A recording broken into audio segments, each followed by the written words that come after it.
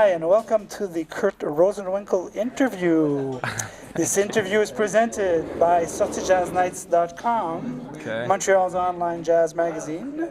We are at l'Astral in Montreal, right after guitarist Kurt Rosenwinkel's Standards Trio concert with bassist Ben Street and drummer Rodney Green, Saturday, October 10th.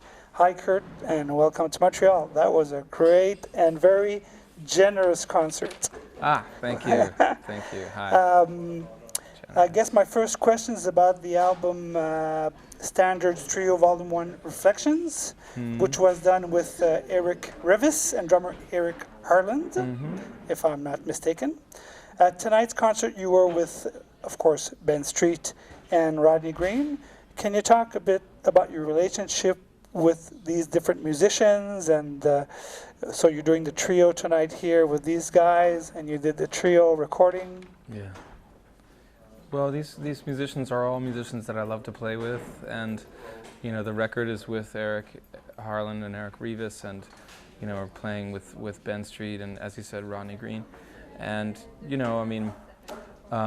this tour, for example, half of the tour is with Eric Revis and half of the tour is with Ben Street. And it's just really wonderful for me to experience the different musicality of all the people that I'm playing with, and each person is bringing a world of music to the stage and to the songs, and it's great to see how that changes how I play, and it's great to remain open to, all of the feeling and sensitivity that everybody brings to it. So Different like synergies. Yeah. Brings the music in different places, and that's a wonderful thing. That's what jazz is really all about,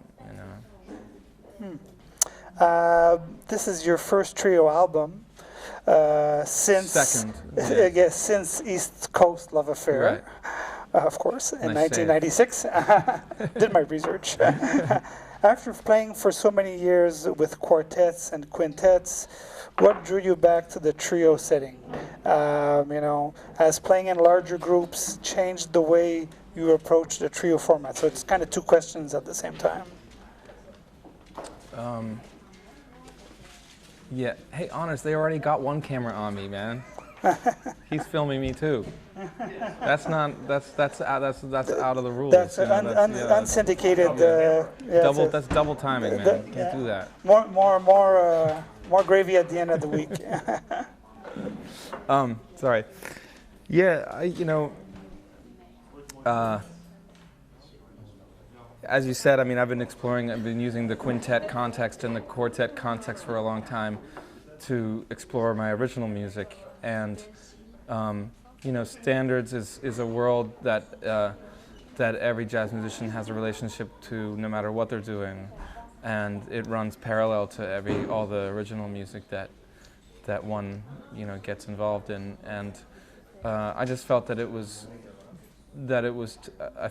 time to play standards, and I love the trio context because it's very open, and I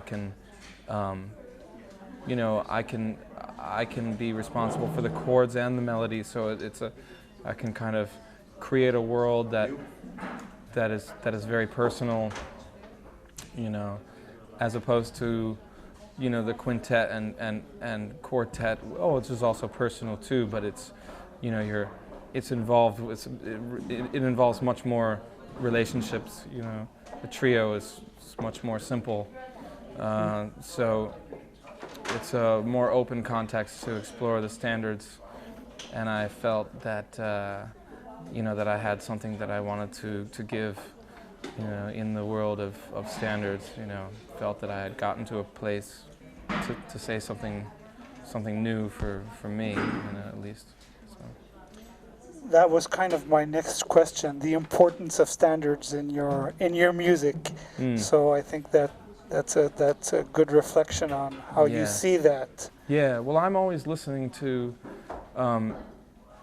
music that often is standards. Bebop. I listen to a lot of bebop and music from the 40s and 50s and 60s, and among other things. I mean, a lot of modern music too, and a lot of music from different parts of the world as well. But you know, I get most of my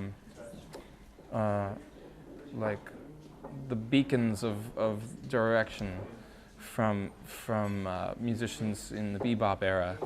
I mean, Booker Little was 23 when he died. You know, 23. He was 23 when he died, and he achieved so much, and that's an inspiration to me. So, you know, I do you know, get a lot of inspiration from the bebop era. You know, and so a very rich area. Yeah. A very rich yeah. period.